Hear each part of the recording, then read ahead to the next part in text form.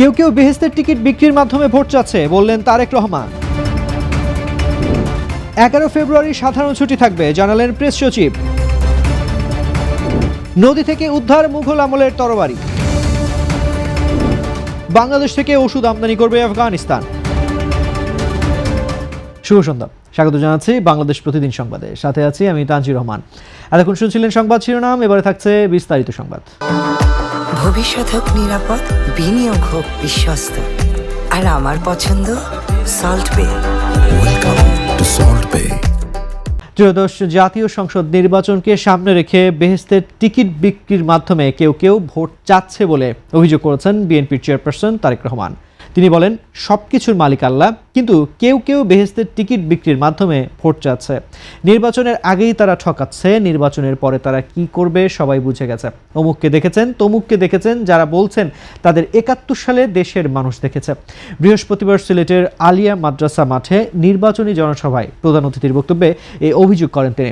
তারেক রহমান বলেন, কিছুদিন দেখছি দেশের কোনো মহল ষড়যন্ত্রের চেষ্টা করছে। মধ্যপ্রাচ্য সহ বিভিন্ন দেশে পোস্টাল ব্যালট ডাকাতি করা হচ্ছে। যারা পালিয়ে গেছে তারা যেমন ভোট ডাকাতি করেছিল, একই রকম ষড়যন্ত্র চলছে।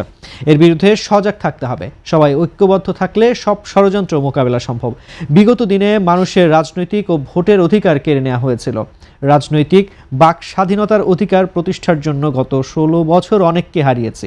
গত 16 বছর এই দেশকে অন্য দেশের কাছে বন্ধক দেওয়া হয়েছিল।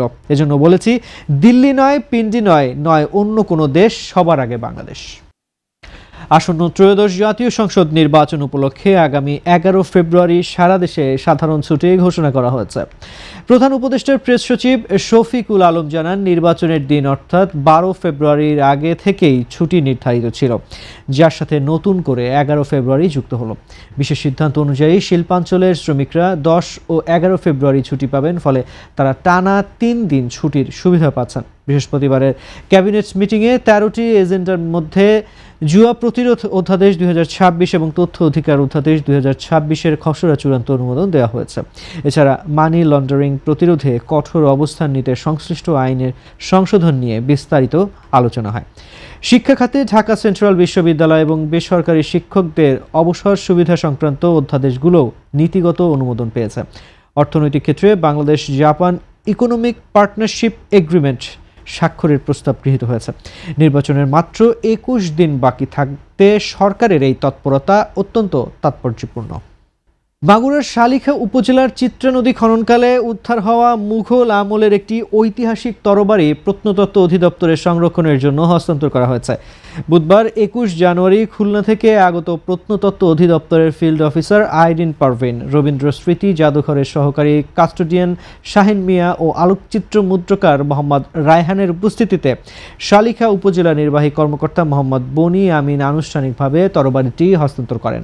এর আগে রোববার সীমাখালী এলাকায় নদী খননকালে এক্সকেভেটরের সঙ্গে কাদামাটিতে আচ্ছাদিত অবস্থায় তরবারিটি উঠে আসে এবং ঠিকাদারি প্রতিষ্ঠানের প্রতিনিধি মনির সর্দার বিষয়টি ইউএনওকে জানান।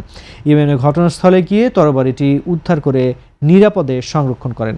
উপজেলা প্রশাসন জানায়, প্রাথমিকভাবে এটি মুঘল আমলের বলে ধারণা করা হচ্ছে এবং পরীক্ষা নিরীক্ষার পর তরবারিটির প্রকৃত সময়কাল ও ঐতিহাসিক গুরুত্ব নির্ধারণ করা হবে। বাংলাদেশ থেকে ঔষধ আমদানি করতে যাচ্ছে আফগানিস্তান। ইতিমধ্যে এই দুই দেশের মধ্যে ঔষধ আমদানির জন্য চুক্তি করা হয়েছে। দেশটির তালেবান সরকারের উপ বাণিজ্য ও শিল্পমন্ত্রীর নেতৃত্বে বাংলাদেশের শীর্ষ ঔষধ উৎপাদনকারী প্রতিষ্ঠানগুলোর সঙ্গে এই চুক্তি হয়েছে।